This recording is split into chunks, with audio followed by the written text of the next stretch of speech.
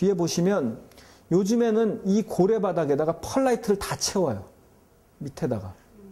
우리 저기 촬영하는 함성호 선생님도 계신데 제가 로켓 화덕이나 이런 로켓 스토브의 이론들, 구들에 대한 이론들을 계속 카페를 통해서 소개한 이후로 생태 건축이나 전원주택 지시는 분들 구들방 하나씩은 다 두시거든요. 요즘은 거의 다 펄라이트를 바닥에 깔아요. 그만큼 단열이 중요한 거예요. 바닥으로 빠지는 뺏기는 냉기를 막는 거예요. 그 다음에 요걸 뭐냐면 식은담이라고 해요. 이 바깥으로 둘린 이 부분 있잖아요. 식은담 또는 요 식은담들이 옛날에 그냥 돌하고 흙하고 그냥 대충 싸갖고 쌌어요. 그러니까 세월 지나면 글로 쥐가 파고들고 막 그래서 연기가 풀풀 나. 그러니까 이게 열기는 위로만 가야지 옆으로 갈 필요가 없잖아요. 바닥으로 갈 필요도 없잖아요. 그러니까 바닥도 단열하고 옆에도 이중으로 만드는 거예요. 이 옆에를. 그래서 요즘에는 바깥에 벽돌 쌓고 한 칸 띄우고 벽돌을 쌓아서 이 사이에다가 펄라이트나 빈병이나 연탄재나 이런 걸 채워요. 그럼 옆으로 빠져나가는 열도 막고 바닥으로 빠져나가는 열도 막고 아궁이 주변도 로켓 화덕 원리처럼 단열을 시키고 그렇게 해주면 열 아주 작은 것 갖고도 방을 따뜻하게 할 수 있는 거예요. 자, 여기서는 보통 방 크기에 따라서 사실은 화구의 크기가 달라지는데 절대 크지 않다는 거예요. 아궁이 입구는 40에서 30. 이게 좀 그림이 길쭉하게 돼 있는데 40에서 30 정도만 돼도 된다. 거기다 더 좋은 거는 화구문을 꼭 달아라. 장작도 입구 달고 화구문 달아라. 연기가 역류할 때는 어떻게 해요? 이렇게 윗 입술턱을 만들어서 연기가 역류하는 걸 막는데 이 높이를 찾을 때는 굴뚝시공 다 해보고 이렇게 합판으로 싹 내려보면 냉갈 연기가 나오던 게 딱 쭉 빨려 들어가는 위치가 있어요. 거기까지 윗입술턱을 달아두는데 보통 20mm, 20cm 정도를 이렇게 해주는 것이 좋다라고 하는 겁니다. 자, 그 다음에 아궁이 바닥에서 방바닥까지는 90에서 10, 그러니까 1m 정도 또는 1m 10 정도까지 올려줍니다. 고래 바닥이 중간 정도 놓이겠죠. 아궁이에서 고래 바닥까지는 40에서 45cm 정도. 이 정도 깊게 해야 됩니다. 그래서 연기가 많이 나는 그런 그 구들장을 고치는 방법은 구들장 다 뜯어내기는 건 너무 공사가 크잖아요. 그럴 때는 아궁이 바닥을 낮춘다. 또는 이마 윗입술턱을 만든다. 아니면 굴뚝으로 가서 굴뚝 계자리가 있는지 없는지 보고 굴뚝 계자리를 만들거나 굴뚝의 직경을 키우거나 굴뚝의 직경은 기본적으로 화구보다 크게 만듭니다. 전통 구들에서는. 그러거나 단열을 하거나 굴뚝을 단열하거나 높이를 높이거나 이걸로 해결하는 겁니다. 어떤 여러분이 화덕에 대한 것, 구들에 대한 것도 이런 것도 배우셔도 그것을 설치한 위치, 지형 이거에 따라서 다 다른 거예요. 바람이 역류하는 바람이 불어오는 방향, 뭐 냉기가 흘러가는 방향 이런 게 다 달라요. 그러니까 그런 것까지 이렇게 딱 보셔야 되는 거예요.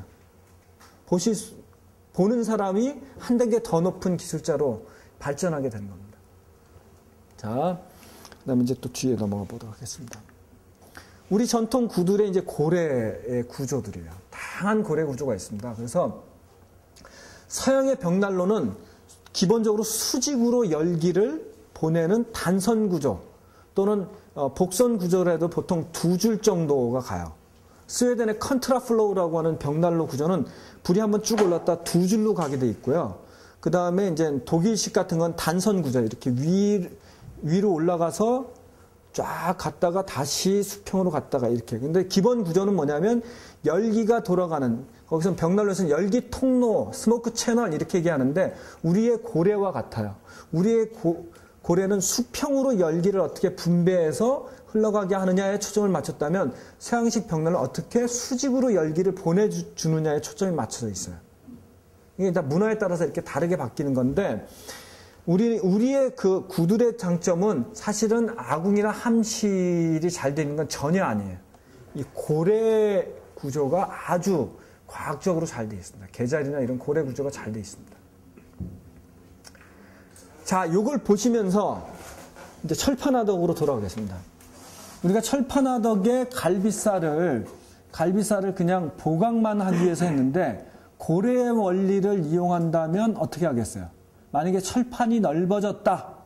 그러면 갈비살의 구조를 마치 고래처럼 응용해서 열기가 흘러가는 통로 형태로 바꿔줄 수도 있죠. 그러면 철판이 휘는 걸 막는 갈비살의 역할도 하지만 열기를 철판에 골고루 보내는 분배 어떤 고래와 같은 열기 통로의 역할도 할 수 있겠죠. 그러니까 이런 응용들도 여러분이 한번 해보시면 더욱 철판 화덕들을 발전시킬 수 있는 거라고 볼 수가 있습니다. 그러니까 이렇게 다른 것들을 융합할 수 있는 능력을 갖는 것들이 역시 장인들이 갖춰야 할 능력인 것 같아요.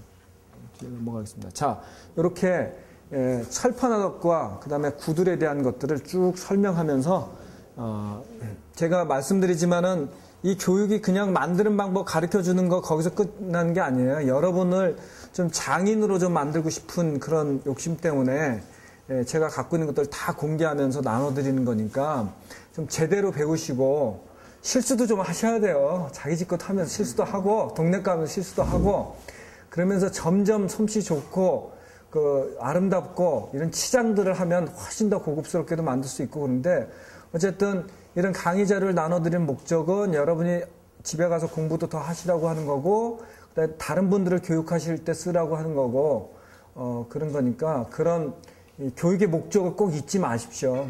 잊지 마시고 단순히 이거는 뭐 기술만 알려드리는 게 아니다. 남을 가르치기 위해서 내가 배운 걸 남한테 가르쳐 주십사 하는 거고 그 다음에 여러분들이 제가 첫 번째 강의 때 말씀드린 것처럼 미래를 위한 새로운 전통 이걸 갖고 계셔야지만 된다.